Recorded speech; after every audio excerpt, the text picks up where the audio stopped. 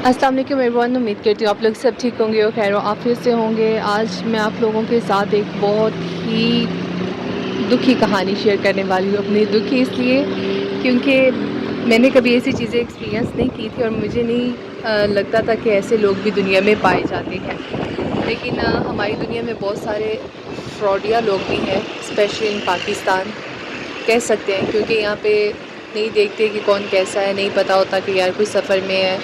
کوئی لوگوں میں احساس بالکل ہی ختم ہوتا جا رہا ہے نا، مطلب بالکل بھی کسی کی کوئی پرواہ نہیں کرتا۔ ہر انسان صرف نفسا نفسی میں پڑا ہوا ہے کہ یار بس سب کچھ مجھے ہی مل جائے دنیا میں، باقی سب جائیں باہر میں۔ تو چلیں باتیں ذرا کم کرتے ہیں اور میں اپنی کہانی سٹارٹ کرتی ہوں۔ ہوا کچھ یوں تھا کہ میں پشاور سے جا رہی تھی لاہور، ٹریول کر رہی تھی۔ میں نے ڈائیور سے ٹریول کری تھی اور اس دن کچھ بیڈ لک میری ایسی بھی چل رہی تھی۔ میرے ہسبینڈ کہہ رہے تھے کہ کچھ اماؤنٹ رکھ لو اپنے پاس تاکہ تمہارے کام ہے، باقی میں تمہیں تمہارے اکاؤنٹ میں ٹرانسفر کر دیتا ہوں۔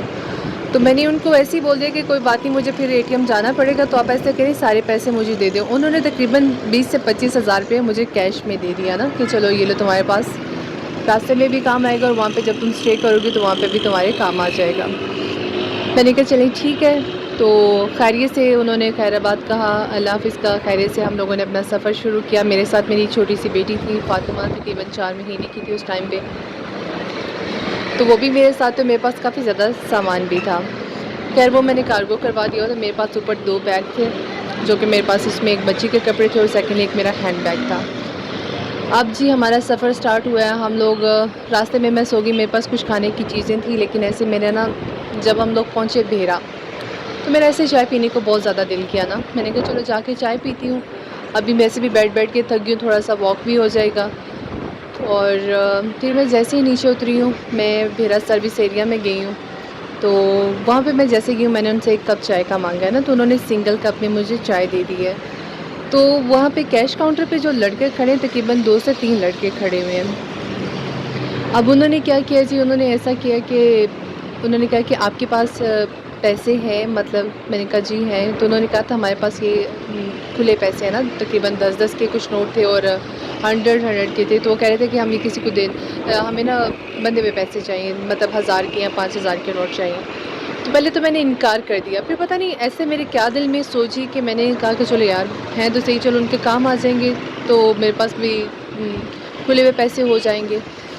تو میں نے کہا، میں نے سارے کے سارے پیسے نکال کے اس آدمی کے ہاتھ میں رکھ دیے، اور اس ٹائم پہ جو میں نے رکھے، باقی ایک 5-7 ہزار روپے میرے پاس دوسری زپ میں رکھا ہوا تھا، اور جو ایک ساتھ اکٹھے رکھے ہوئے تھے وہ تقریباً 20,000 روپے تھے، اور وہ میں نے 20,000 روپے اس بندے کے ہاتھ میں رکھ دیا اس ٹائم پہ، ٹھیک ہے۔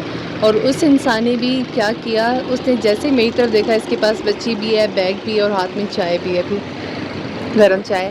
اس نے کہا کہ آپ یہ والے پیسے لے لیں گے، یہ کھلے والے پیسے؟ تو میں نے کہا نہیں، یہ میں نہیں، اتنا سارا کیش میں کیا کروں۔ اس نے کہا تھا یہ 20 کا 20 مجھے دے دیں، آپ یہ کھلے ہوئے پیسے رکھ لیں۔ تو میں نے کہا نہیں، یہ پیسے میں نہیں رکھ سکتی، آپ مجھے میرے پیسے واپس کر دیں۔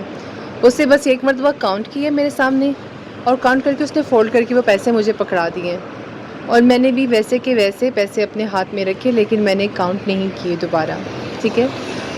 اتنا سا کام ہوا ہے، اس کے بعد ہی میں تقریباً شاپ سے باہر نکل کے 1 سیکنڈ کے لیے باہر کھڑی ہوگی، کیونکہ وہ کپ بہت زیادہ گرم تھا، میری بیٹی تھی میرے ہاتھ میں، تو میں نے وہیں پہ کھڑے ہو کے نا ایک دم سے وہ بالکل ہکا بکا رہ گیا، کہیں کاؤنٹ نہ کر لینا۔ اس کے ذہن میں تو یہی چل رہا تھا، لیکن اس کی خوش قسمتی تھی یا اس کا ایکسپیرینس اتنا زیادہ اچھا تھا کہ اس نے کسی کو شک بھی نہیں ہونے دے رہا تھا۔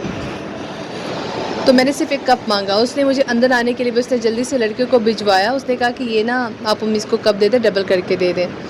اس نے مجھے کپ ڈبل کر کے دے دیا، اور میں آرام سے آ کے اپنی گاڑی میں بیٹھ گئی۔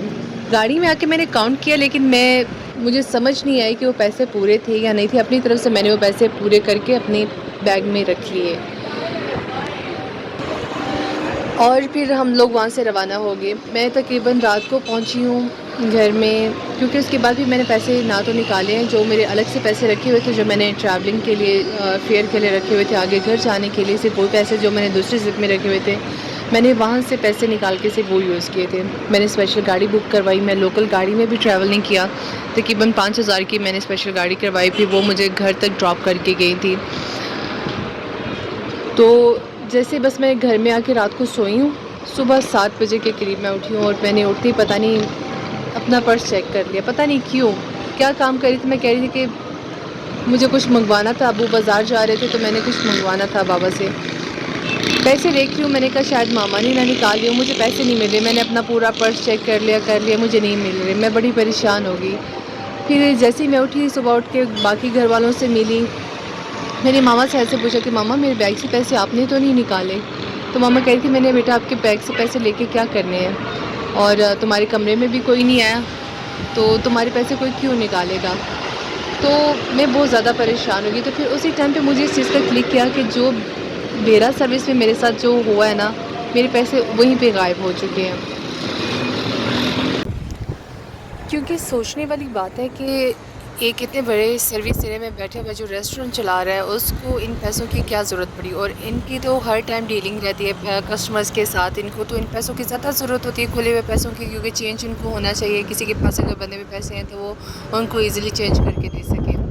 ٹھیک ہے، تو وہ چیز میرے مائنڈ میں اس ٹائم پہ کلک نہیں کی. اور اس کے بعد میں نے ایک دو مرتبہ سوشل میڈیا پہ یہ چیزیں بھی دیکھی ہیں کہ کافی لوگوں نے بھی یہ ایکسپیرینس شیئر کیا ہوا ہے.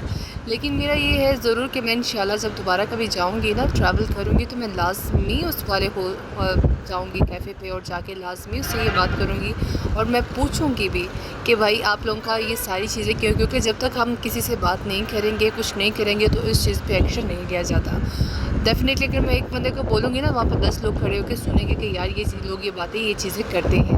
ٹھیک ہے، تو وہ اگر میرے جیسے اگر میں نے یہ چیز ایکسپیرینس کی ہے، تاکہ آگے کوئی بھی آنے والی لڑکی یا کوئی اور انسان جو پتہ نہیں کس وجہ سے اپنے گھر سے نکلے اور اس کے پاس پہ اس ٹائم پہ کیش ہے نہیں ہے، اور وہ اس کے پاس ہو سکتا ہے وہی والی کیش ہے جو اس کے پاس ہے اویلیبل ہے.